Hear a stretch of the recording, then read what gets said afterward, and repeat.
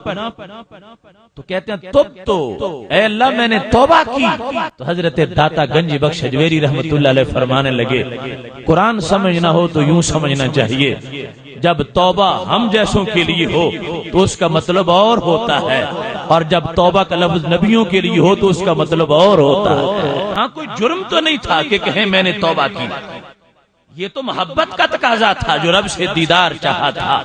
تو پتہ چلا کہ انبیاء کرام علیہ السلام جس وقت تو کہتے ہیں تو پیچھے کوئی گناہ نہیں ہوتا، بس صرف خلاف اولا بات تھی کہ کہنے لگے اے اللہ محبت کا تقاضا یہ تھا کہ جیسے باقی سارے معاملے تجھ پہ چھوڑ رکھے ہیں یہ دیدار والا معاملہ بھی تجھ پہ چھوڑ دیتا کہ تیری مرضی ہے کرا مرضی ہے نہ کرا. یہ جو میں نے خود تجھ سے دیدار چاہا اس سے بھی میں توبہ کرتا ہوں اور آئندہ تجھ پہ چھوڑتا ہوں، کبھی بھی تجھ سے خود یہ تقاضا نہیں کروں گا. مجسم شفیع معظم صلی اللہ علیہ وسلم نے جس وقت اس کی تشریح کی، دیگر ماخذ کے علاوہ ابن کثیر میں بھی ہے، محبوب علیہ السلام فرمانے لگے لما افاقا، میرے صحابہ جب ان کو ہوش آیا، اگرچہ بے ہوش ہو گئے تھے، جلوہ جو طور پہ گرا انڈائریکٹ انہوں نے دیکھا اور برداشت نہ کر سکے، بے ہوش ہو گئے. جب ہوش آیا تو اللہ کے نور کا بالواسطہ سرما جو آنکھوں میں لگا تھا،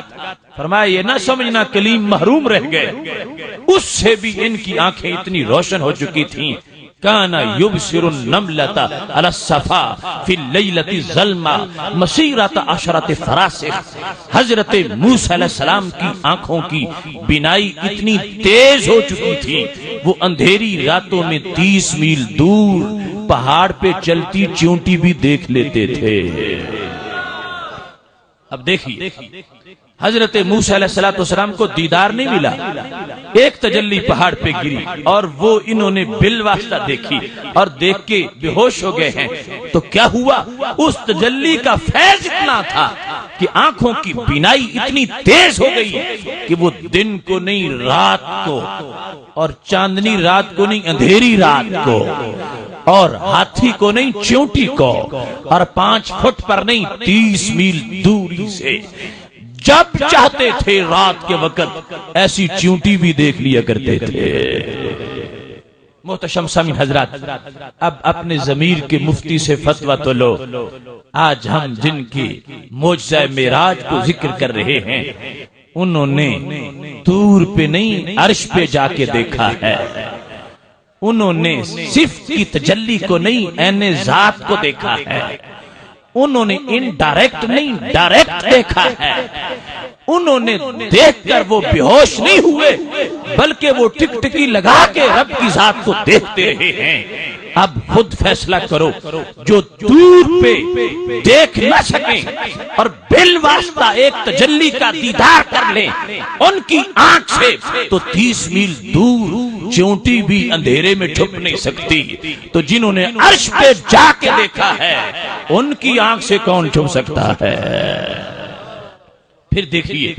یہ دور اور عرش کا موازنہ ہے، اور پھر ادھر انکار ہے ادھر خود تقاضا ہے، وصال کے لیے بلایا جا رہا ہے. ادھر صفت کی ایک تجلی تھی، ادھر عین ذات ہے، اور ادھر بالواسطہ ہے ادھر بلا واسطہ ہے. اور اس انداز میں ہے ثم دنا فتدلی فکان قاب قوسین او ادنی، کمان کے 2 سروں سے قریب ہو کر اپنے رب کی ذات کو دیکھا ہے اور دیکھ کے کیا بے ہوش ہو گئے ہیں. قرآن کہتا ہے ما زاغ البصر وما طغى، وہ نگاہیں جما کے ٹکٹکی لگا کے دیکھتے رہے.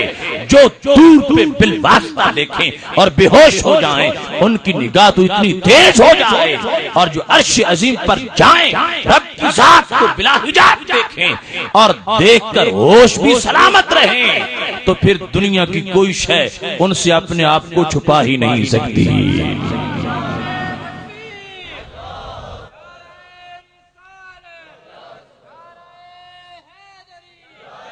فاضل بریلوی رحمت اللہ علیہ نے اس لیے کہا اور کوئی غیب کیا تجھ سے نہ ہو بلا، جب نہ خدا ہی چھپا تجھ پہ کروڑوں درود. یا رسول اللہ صلی اللہ علیہ وسلم، سارے غیبوں سے بڑا غیب تو اللہ کی ذات ہے، باقی جتنے غیوب ہیں وہ کسی نہ کسی کے سامنے حاضر ہیں، یا ان کو دیکھ لینا دنیا میں بھی عام انسانوں کے بس کی بات ہے۔ اس وقت اہل مدینہ شریف ہم سے تو غائب ہیں لیکن وہاں کے لوگوں کے سامنے ہیں، اہل بغداد شریف ہم سے تو پوشیدہ ہیں لیکن جو وہاں لوگ موجود ہیں ان کے تو سامنے موجود ہیں۔ رب ذوالجلال وہ غیب ہے کہ اس دنیا میں، اس جہان کے اندر کوئی شخص یہ کہہ نہیں سکتا کہ میں نے اپنی آنکھوں سے اس غیب کو دیکھا ہے۔ تو جن آنکھوں نے یہ غیب بھی دیکھ لیا،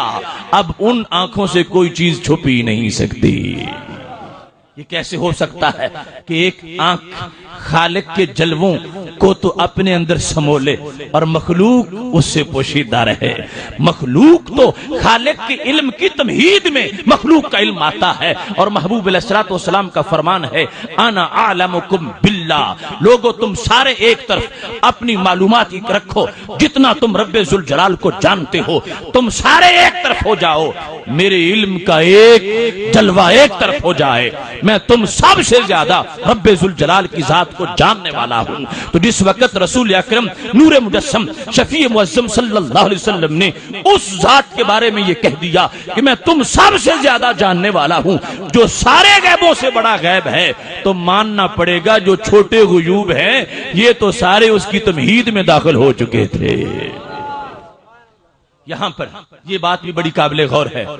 کوئی شخص یہ نہ کہے کہ اس میں تجلی پڑی تھی اور تجلی پڑنے کے بعد کیا ہوا، پھر اندھیرا چھا گیا اور بعد میں ایسا نہیں ہو سکا۔ جس شخص کا یہ خیال ہے وہ معاذ اللہ اللہ کے نور کی سرمے کی خیرات اور عظمت کو تسلیم کرنے والا نہیں ہے۔ میرے رب کے نور کی یہ حیثیت نہیں ہے کہ جس سے عارضی فیض ملے اور جس سے عارضی چمک ملے اور جس سے عارضی روشنی ہو، وہ نور مخلوق کے نور ہے، سورج کا ہو یا چاند کا ہو، جو عارضی ہوتے ہیں، جن سے تجلی عارضی ملتی ہے اور روشنی عارضی ہوتی ہے۔ رب کائنات جل جلالہ کی ذات کا نور وہ نور ہے، جہاں جلوہ گر ہو جاتا ہے پھر اس نور کو کوئی بجھا سکتا ہی نہیں ہے۔ اس واسطے وہ رسول اللہ صلی اللہ علیہ وسلم کے جو الفاظ ہیں ابن کثیر میں وہ بھی اس بات کو واضح کر رہے ہیں، جس میں ماضی استمراری کا لفظ بولا تھا، کانا یبصر النمل، کہ وہ دیکھا کرتے تھے، دیکھا کرتے تھے، ماضی میں استمرار پر دلالت کر رہا ہے کہ یہ نہیں ہے کہ ایک بار انہوں نے دیکھا اللہ کی تجلی سے، ایک بار دیکھا نہیں، فرمایا دائمی صلاحیت آنکھوں میں اتنی آ گئی تھی جب چاہتے تھے اندھیری راتوں میں 30 میل دور چیونٹی کو بھی دیکھ لیتے تھے۔ جنہوں نے دور پر ایک تجلی کو انڈائریکٹ دیکھا ان کو دائمی صلاحیت ملی 30 میل دور تک دیکھنے کی، جنہوں نے عرش پہ جا کر عین ذات کو ہے ان کو دائمی حیثیت ملی پوری کائنات کو دیکھنے کی۔